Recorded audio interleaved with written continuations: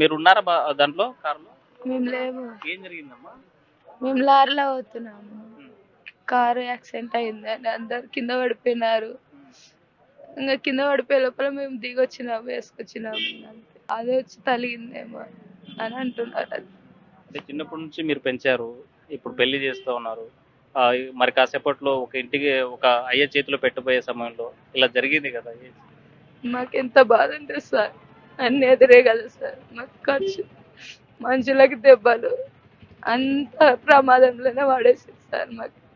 మొత్తాన్ని చూసుకుంటే మొత్తం విషాద ఛాయలు అలుముకున్నాయి. అటువైపు వరుడు ఇంట్లో అయినా వధువు ఇంట్లో అయినా సంబరాలు చేసుకుంటున్నారు, ఆనందిస్తున్నారు, వివాహం జరుగుతుంది. మరికొన్ని గంటల్లో తాళి కట్టేటువంటి సమయం కూడా ఆసన్నమైంది. ఇంటి నుంచి చిత్తార వీధి నుంచి అంతా కూడా ఉదయం నుంచి ముహూర్త వేళకు సంబంధించినటువంటి అన్ని కార్యాలు చేసుకున్నారు. అందరూ బయలుదేరారు.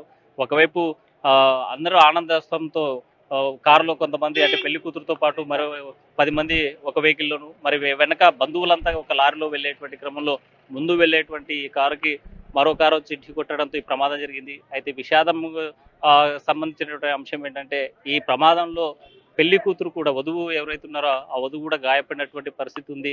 వారంతా కూడా హాస్పిటల్లో చికిత్స పొందుతున్నారు. మరి కొంతమంది పరిస్థితి విషమంగా ఉందని డాక్టర్లు చెప్పారనేసి బంధువులు చెప్పేటువంటి పరిస్థితి ఉంది. అయితే ఇలాంటి ఘటన ఏ కుటుంబాల్లో కూడా జరగకూడదనేసి కోరుకోవాల్సినటువంటి అంశం ఉంది. అయితే ఈ ప్రమాదం కారణాలపైన పోలీసులు కేసు నమోదు చేసి దర్యాప్తు చేస్తున్నటువంటి పరిస్థితి ఉంది.